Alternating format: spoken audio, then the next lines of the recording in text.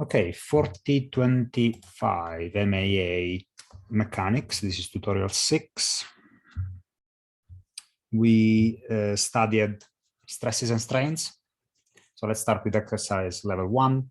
We have a built-in shaft consisting of a pipe from A to B. So this is hollow inside from A to B, and a solid rod, this one from B to C. The pipe has an inner diameter of 20 and an outer diameter of 28 millimeters. Rod has a diameter of 12 millimeters. What is the average normal stress at points D and E? So we want to see what's the stress at this point, what's the stress at this point, and represent the stress on a volume element located at each of these points. So the infinitesimal element, remember the infinitesimal volume element. This just means infinitesimal.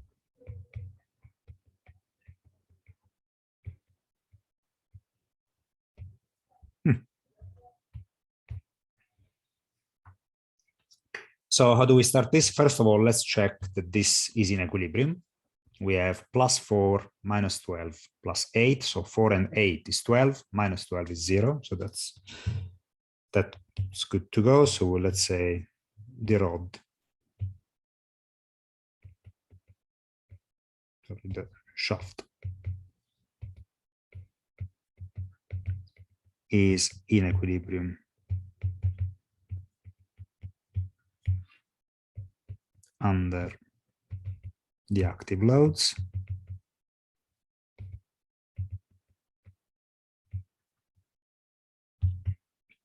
Therefore, we can just find the internal forces very easily. So how many segments do we need to study this shaft in? I think since we only want to know what's happening in D and E, we can cut here at D, we can cut here at E, and then we can check if we can look left or right. So let's start by cutting at D and looking left, which is easier. So cut at D and looking left.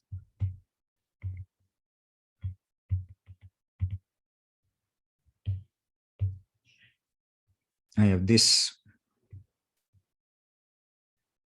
thing here, which is 4 kilonewtons on the left. And of course I have this is the cut, this point D. So using the convention, remember the convention is always this one. Let me draw it here, the convention, very important.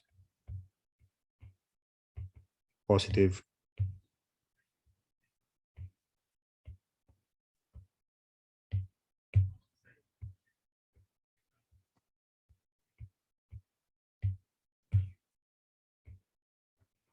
For the internal forces.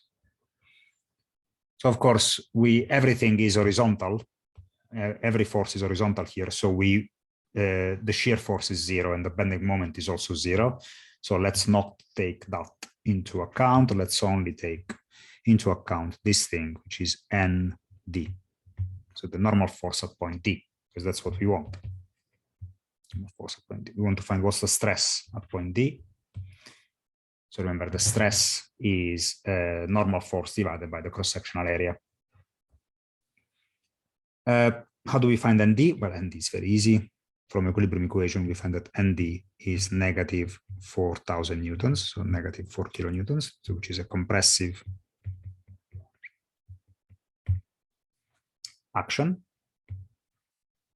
which is a compressive normal force. That means we can just go and find the stress by saying that the stress in D, sigma D, is the normal force in D divided by the cross-sectional area at D. Now, what is the cross-sectional area of a pipe? For a pipe that looks like this,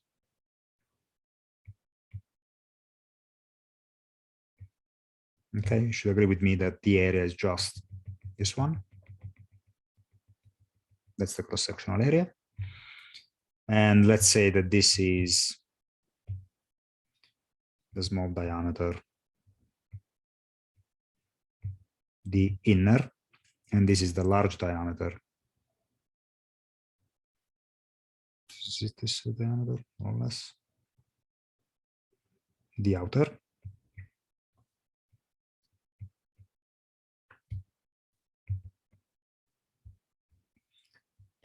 So this gives that this is minus 4,000.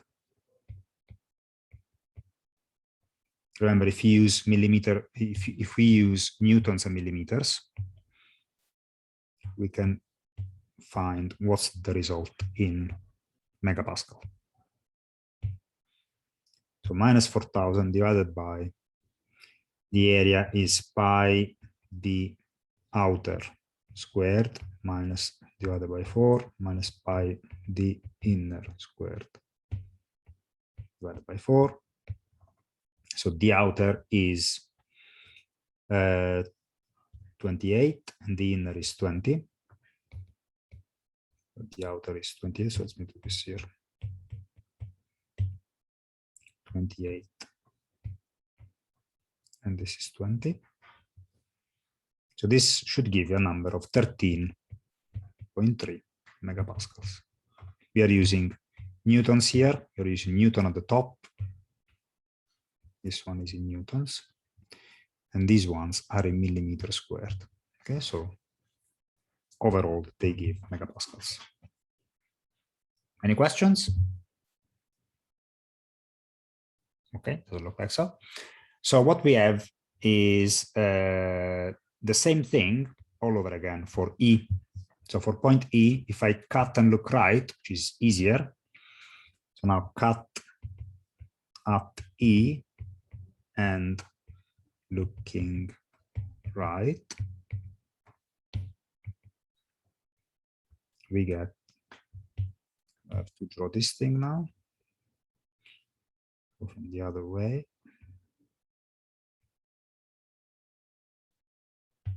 This is the cut. This is point E.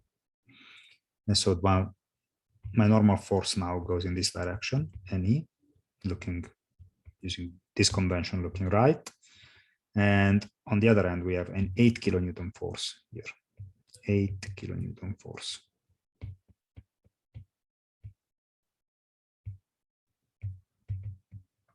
Oh, what did I forgot here? I forgot this is a positive stress, so this is a tensile stress. It's not a positive stress, it's a negative stress. Because we have a minus 4 kilonewton force and it's minus 4,000 here, so it should be a negative number. No? So my fault, my mistake. There we go. This is a negative number, and so we have a compressive stress in the pipe. Compressive.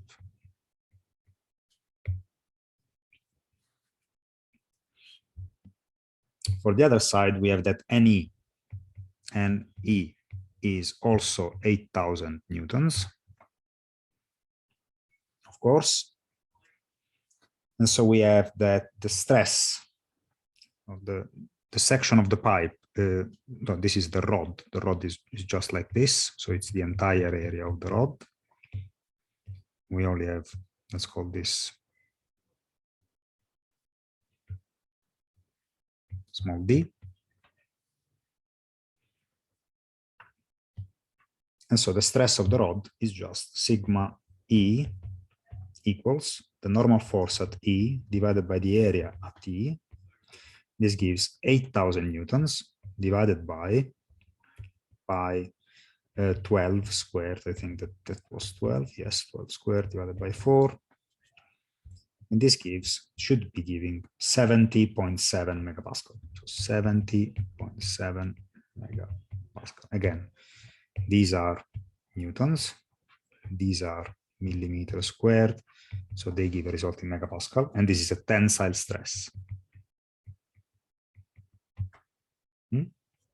So what's missing now? The only thing that we have left is represent the stress on a volume element. So if I carve out a tiny piece, of element here, a tiny cube of element around D, and I carve out a tiny cube of element around E, I have that this one around at point D,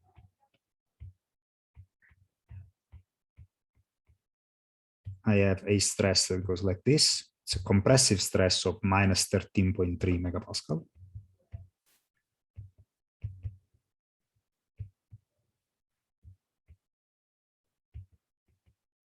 of course, the same left and right. And for point E, I still have a cube. Now it's a tensile stress in this direction of 70.7 megapascal. Okay, that's it. That's exercise level 1. As you can see, it's not very complicated. It's quite easy to get once you know the definition of stress, which is this definition of normal stress. This one and this one. Any questions?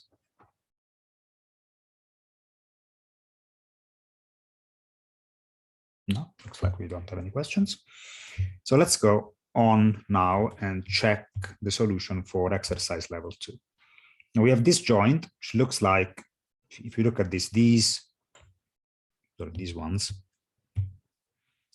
this wooden beam and this wooden beam are not connected to each other. They don't touch each other, but they are connected through each other. They're connected to each other through via this plate, and of course also at the bottom. And that plate is secured to the beams via 2 bolts per beam. Okay, of course, the same thing happens up at the bottom as well. You have 2 bolts, top and bottom. So how do we treat this, and what do we want to find? There is an axial force here, P and P, of 9 kilonewtons.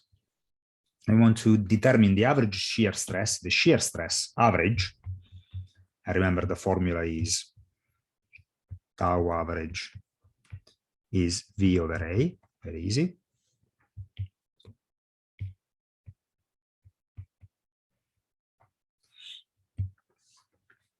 Developed in each of the 6 millimeter diameter bolts between the plate and the members along that. Oh, and also what happens, what's the shear stress along these planes, which are basically 4 square planes of 100 millimeter by 100 millimeters. So how do we do this? Well, this is a bit more complicated than the previous problem.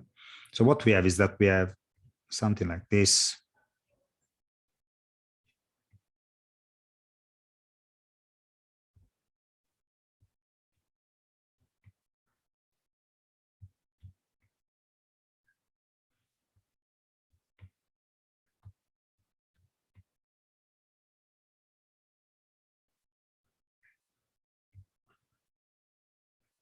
Okay, and we have another one,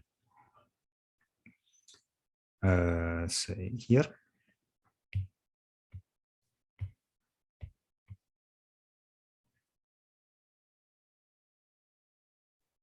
Let me not do this. So let's say I have just one side of this, and we have the plate that sits on top. Let me do this in red. So, you know, there's a plate that sits on top.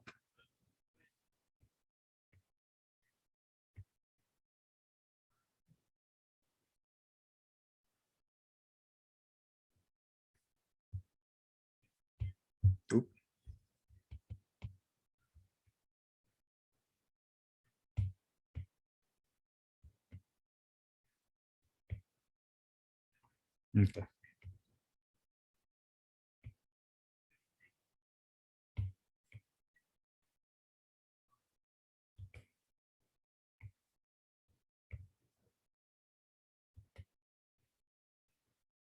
Yeah, more or less. We don't want to be super precise also, because it's very complicated with this. So this is what's going on if I take half of the beam, and we have, of course, the bottom plate as well.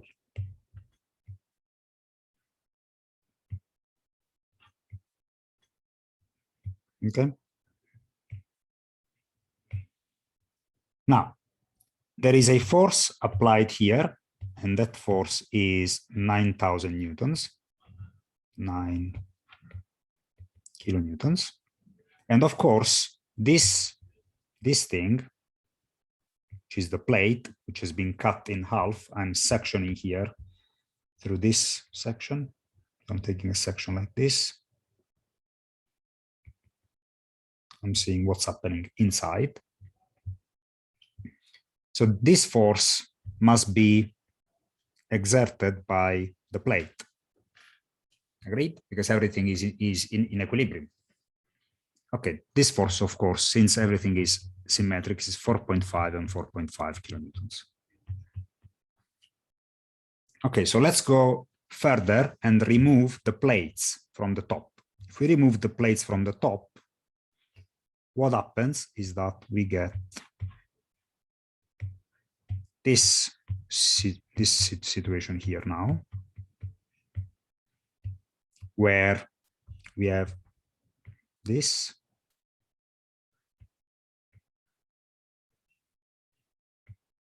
No.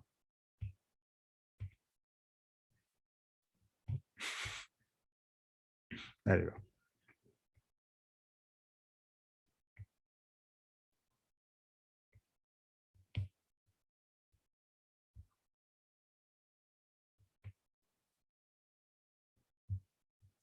And these things are the bolts, basically. Okay. So now it's this area and this area that is giving 4.5 kilonewtons of force. So let's say that we don't know how much it is, although we can find easily. And we have that this is V of the bolt, and this is V of the bolt. And of course we have, so let me make this in the same direction. This is V of the bolt. This is V of the bolt. And of course, you have two more at the bottom, because if you are removing the bottom plate as well, we are also cutting through the bolts in the other two directions. So we have V of the bolt and V of the bolt. So of course, if you do the calculation here, the equilibrium, so equilibrium equation,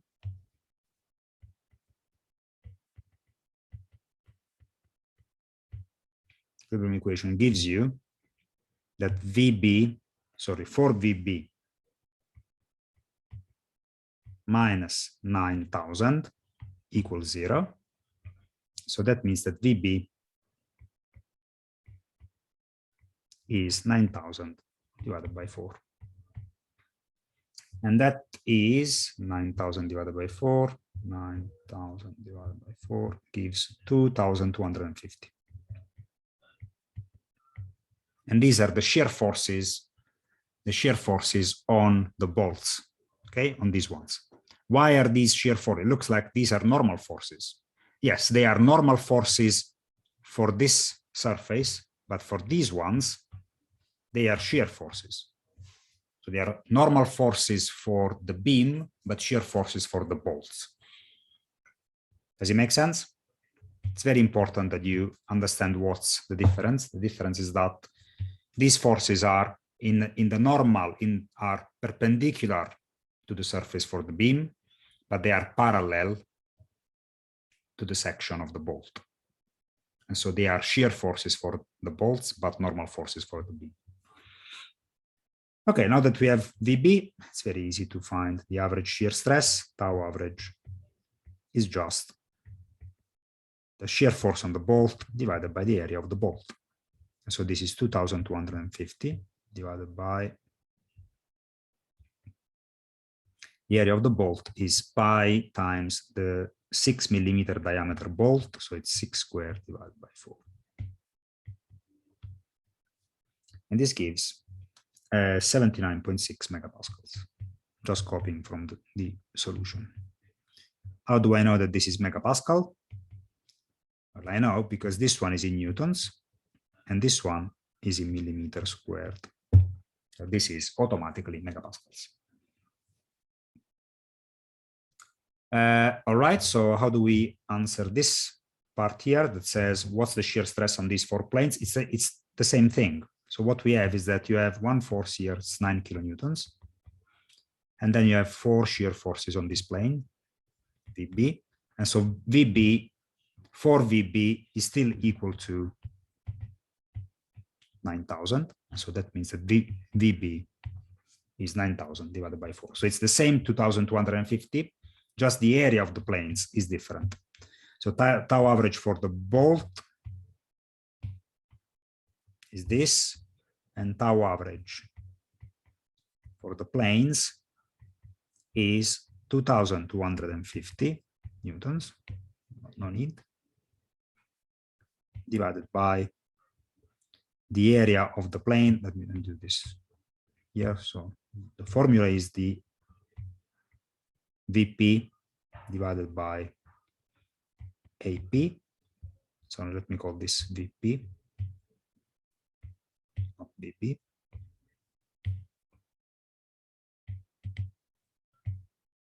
VP. And so this gives, all in all, the area of the plane is 1,000 times 1,000. Sorry, 100 times 100, because this is the area. It's 100 is this, and 100 is this. So 225 kilopascals, of course. So 225 kilopascals. How do I know it's kilopascal? Well, this is megapascal. This is in newtons. This is in millimeters squared. So you have 0.225 megapascal, which becomes this here. You get 0.225 megapascals, which becomes 225 kilopascals. That's it. As you can see, it looks very complicated, but in reality, this is one of the easiest questions. Okay, so let me say here, removing, so considering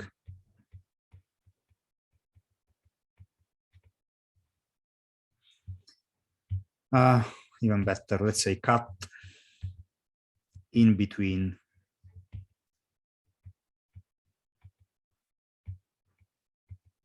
the beams, and then here I say remove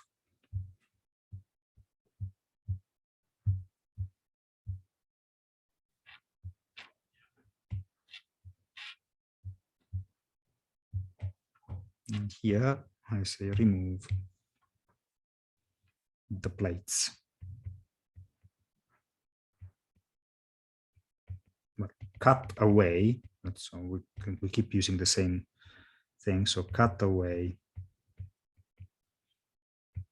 the connecting plates.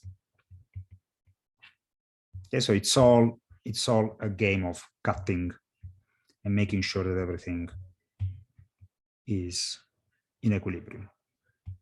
Always the same thing. Okay, so this is exercise level 2, quite easy as well. So let's find what happens here. So this is exercise level 3. We have an 8mm diameter bolt, and it's made of an aluminum alloy. It fits through a magnesium sleeve. So we have this bolt, and we have the sleeve here. So the bolt is aluminum, the sleeve is magnesium. There's an inner diameter of 12. So this, we're talking about the sleeve, and an outer diameter of 20. And the bolt is 8mm. The original lengths of the bolt and sleeve are 80 and 50. So this is 80 and the sleeve is 50. Of course, so it's 50 and 30. This gives the length of the bolt.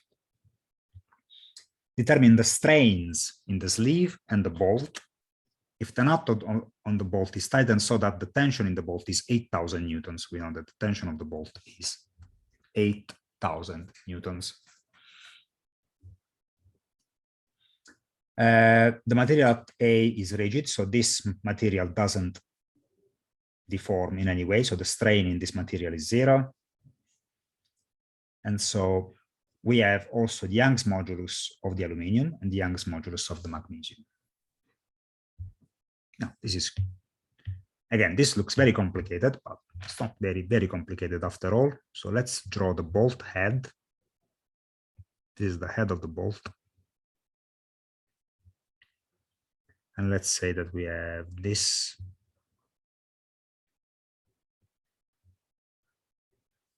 Now, this is the bolt, and I'm going to disconnect it. Let's say I'm going to create an exploded view of the bolt and the sleeve.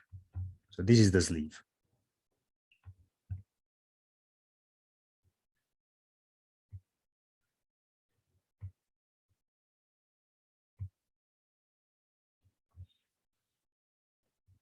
Now let me cut everything here. Let me make the sleeve of a different color first. So the sleeve, I'll make this shade of red.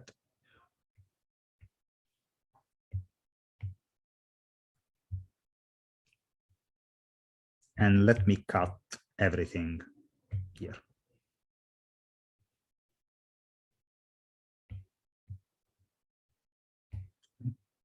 There we go.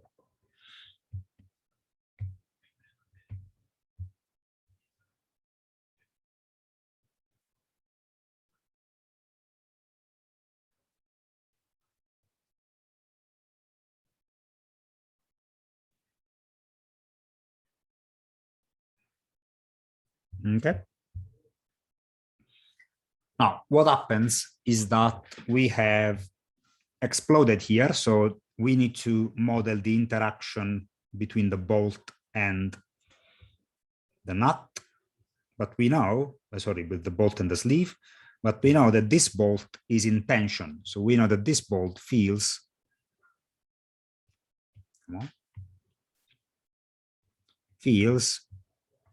an 8,000 newtons of tension on this side. And so the sleeve, sorry, on this side, that means that on this side, well, the only thing that interacts on this side is the sleeve itself. So all around here,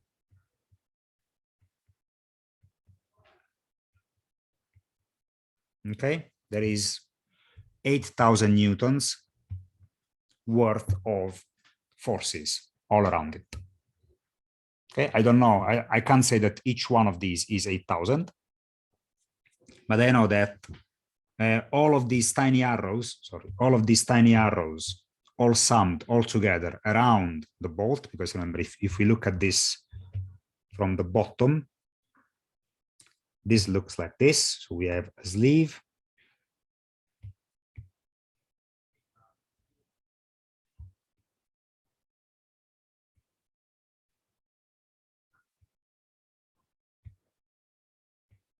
okay,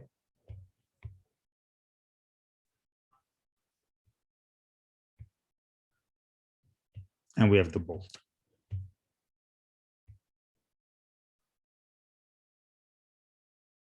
Let me make it smaller. Okay, so this is the bolt, and this is the sleeve.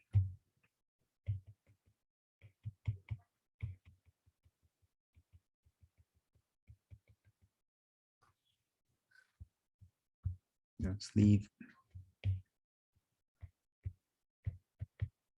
and this is the bolt. So of course, what I'm saying is that all these forces here are applied at the head of the bolt, which I didn't draw, but it's all around here. Whereas conversely, also 8,000 Newton worth of forces for action reaction, because we are exploding the view here. Exploding view means that these are internal forces. Always remember that these are internal forces, not external forces that we're looking at. So all of these are also 8,000 Newtons.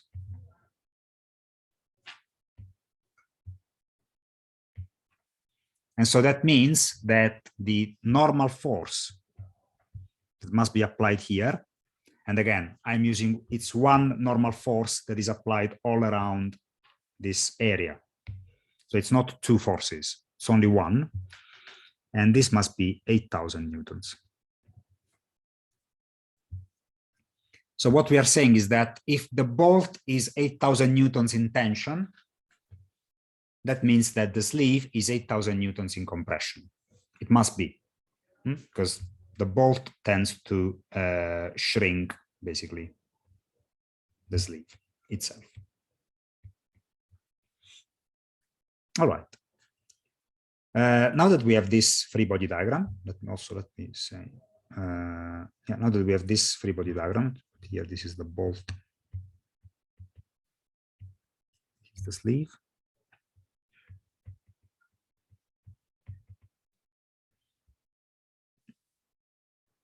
We can just find what's the stress in the bolt and what's the stress in the sleeve.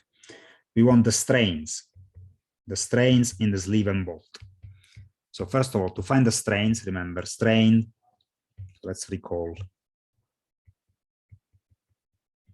a few equations first. Hooke's law says that sigma, so the normal stress, is proportional to the normal strain via Young's modulus. Come on.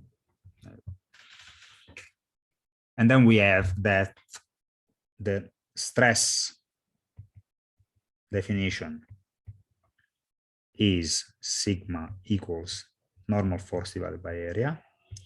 And the strain definition, so normal stress and normal stress, so this is normal stress and normal strain definition is that epsilon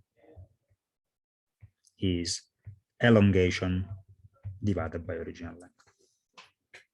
These are the things that you should know from the lecture. And by using these, we can find epsilon. So to find epsilon, we need E and sigma. Now E is given. You have 1 E for the aluminium, which is the bolt, 1 E for the sleeve, which is magnesium. The normal force we just found now that normal forces are these ones, 8,000 newtons. The area we can find because we know the cross-sectional area of the bolt and the sleeve. And again, does it say, no, we just want to find the strain, so we don't need this.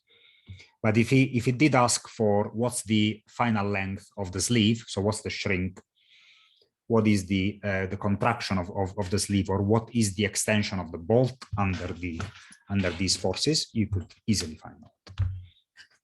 Okay, so let's apply these and say that sigma, you know what, I'm going to do this in a single shot. So I can just say that epsilon of the bolt is just sigma of the bolt divided by E of the aluminium, which is equal to the normal force of the bolt divided by the area of the bolt divided by E aluminium. And I know that this is equal to the normal force of the bolt divided by pi diameter of the bolt squared divided by 4. Oh, let me do this. It's 4 times this divided by this, divided by the Young's modulus of the aluminium. And this gives me, so since NB is 8,000, this is NB.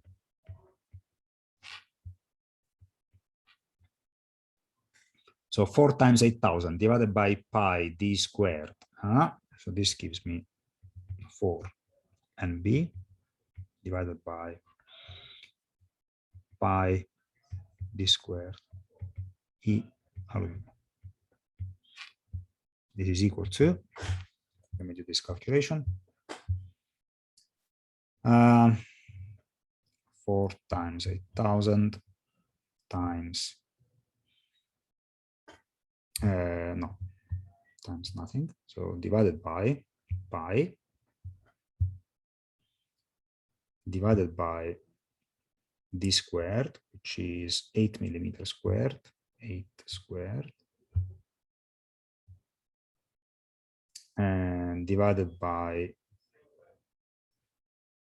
so this is 159.1, which is the normal stress in the bolt, which is exactly as answer A says 159.1. So if I divide this by the Young's modulus of aluminium, which is 70 gigapascal. Now I'm using megapascal.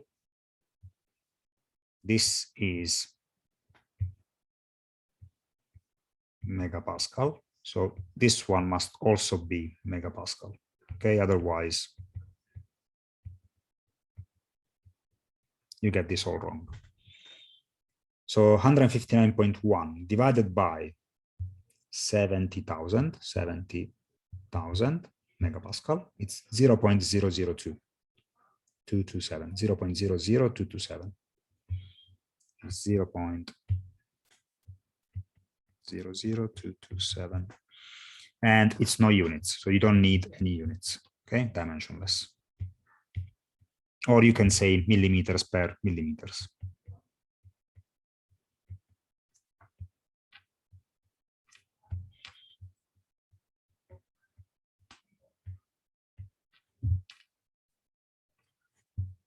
Any questions? Now this is for epsilon of the bolt. Let's do the same for the epsilon of the sleeve. This is sigma of the sleeve divided by E of the magnesium.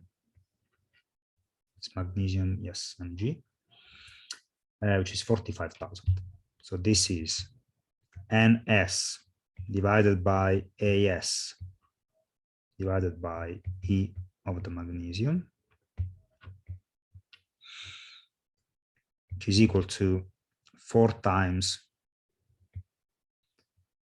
NS divided by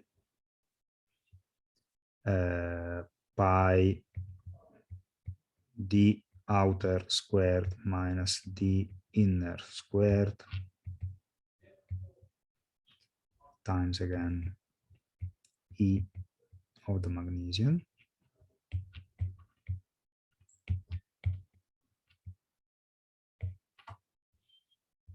And this gives,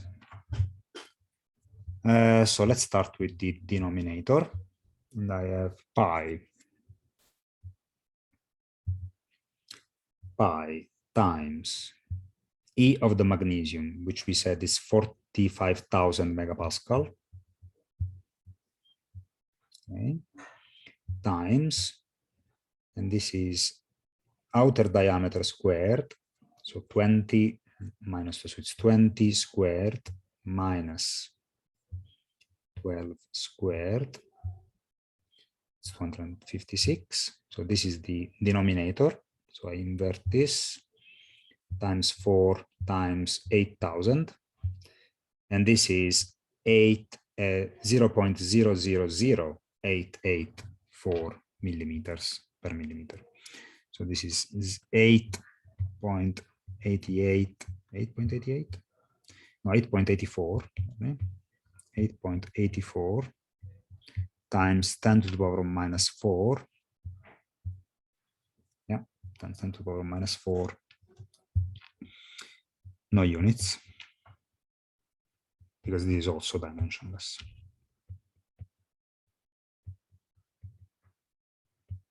But you can also say this is millimeters per millimeter. Okay, any questions on this? Looks like everything is easy enough. Okay, do you find any trouble, any problem following me? See, I'm just using all these equations, possibly all at the same time, but this is each step. From here to here, I use this.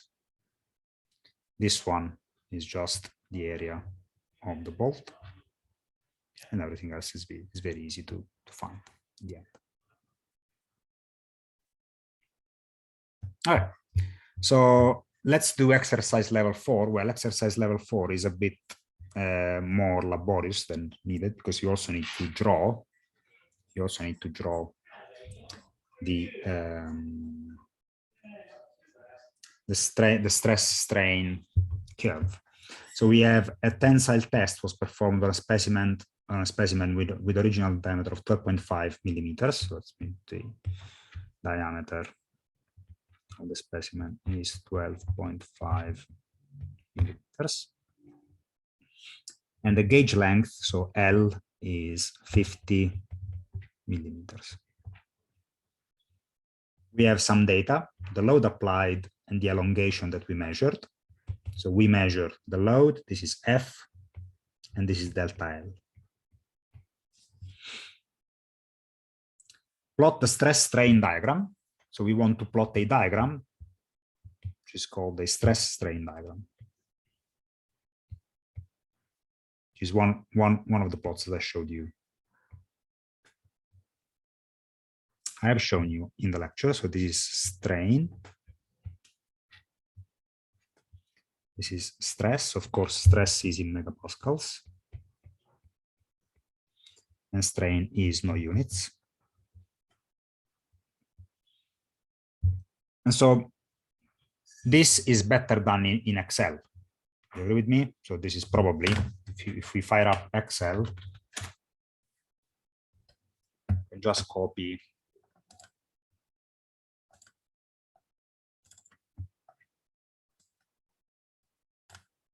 zero, 11.1, 31.9, 37.8, 40.9, 43.6, 53.4, 62.3. Can you tell me if I make a mistake? 62.3, 64.5, 62.3, 58.8. Okay. And then we have 0.0175, 0.0600, 0.20, 0.1650, 0.2490, 1.016, 3.048, 6.35, 8.89, 11.938. Okay, so these are kilonewtons and these are millimeters. So let's say insert. So these are kilonewtons, and these are millimeters. And again, I don't want these to be in kilonewtons. So let's put them in newtons because I want them in megapascal. Well, or even better, let's find here the stresses in megapascal and the strains in dimensionless units. This one is megapascal. Stress megapascal. Come on. This is strain in dimensionless units. So the stress is, what is the, this is this one times 1000 because we want it in this one times 1000 because we want it in newtons over the area squared. What is the area? The area of the specimen is pi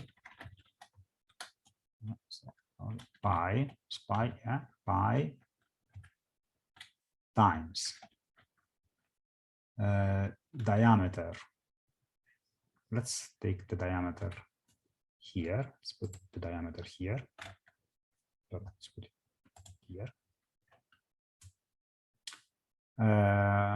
Squared divided by 4. Okay.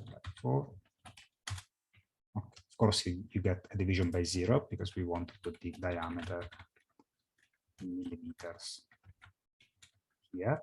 It's 12.5. This. Doing this very crudely, but you can do this. This is load, this is elongation, stress, strain,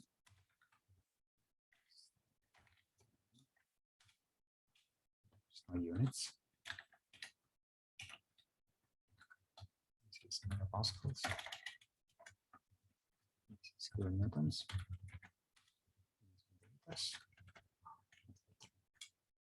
Okay, so I can just say go all down. So these are the stresses, and of course I have to lock. I have to lock this column because otherwise I get B16, B17, so on and so forth. So I'm going to lock this by saying $, and then I can scroll down. There you go. These are the stresses, and the strain is delta L, which is elongation over original length. So let me put here a column that says original length, which is also in millimeters. And the original length was 50 millimeters. So I'm saying here that this strain is equal to this thing, equal to this thing divided by this thing. This one must be locked in place. So $. Do this, I get this. Now these are the stresses and strain. Now these are the important parts of my my plot. So let's plot it in Excel. So if I do this and I plot it, stress strain is probably XY, the XY axis. So insert. Let's see if I can do this easily. Insert line. There you go. But this one is, of course, no, it's not this. I have to use the XY scatter. What is the scatter? This one, scatter. Okay. It doesn't look correct because we need to invert. This is the Y and this is the X. So Excel is taking it as X and Y. So let's invert them. Oh, switch row column. No, select data. We have that. Yeah. No. You know what? It's much easier if you just switch them around like this. This is okay. And switch them around like this.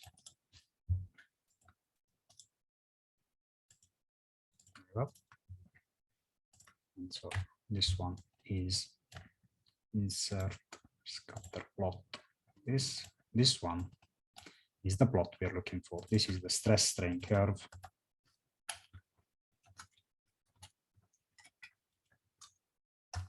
For this material. And we can now find, if we look very carefully, we can find many interesting information, such as, is there a way to visualize the form material series? Is there a way to visualize the line marker? There we go. Let's put some markers on.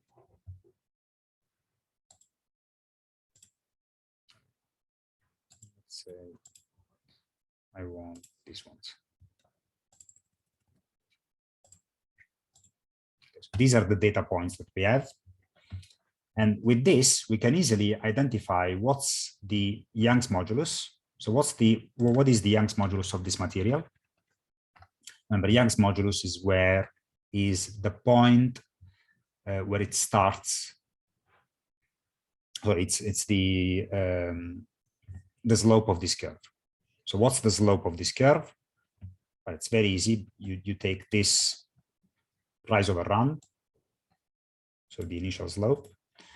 So Young's modulus E, Young's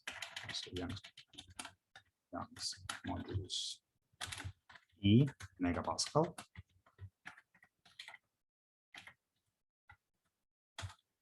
This is equal to megapascal divided by no units.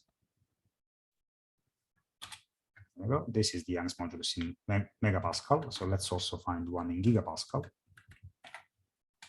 which is just this divided by 1000. So 258. So it looks like it's a metal. 258 gigapascal of Young's modulus. Steel.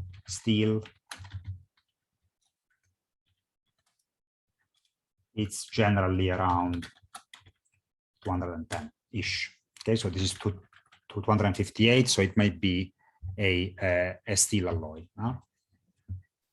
Some cast iron, well, not cast iron, probably one of the better grades steels. What else? We can identify what's the yield stress. That's sigma E, sigma Y. It's also in megapascal.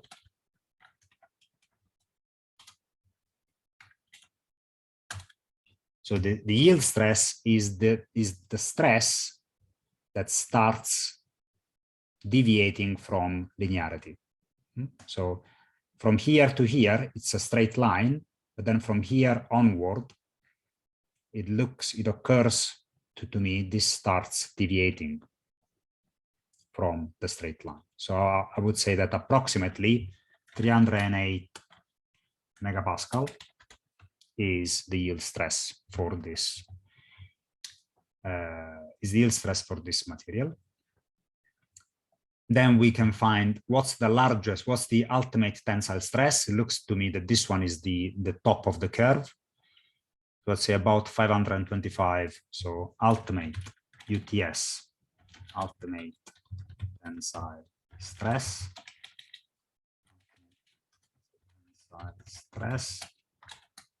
A sigma UTS, that's how it's called, and it's also in megapascal, of course, megapascal.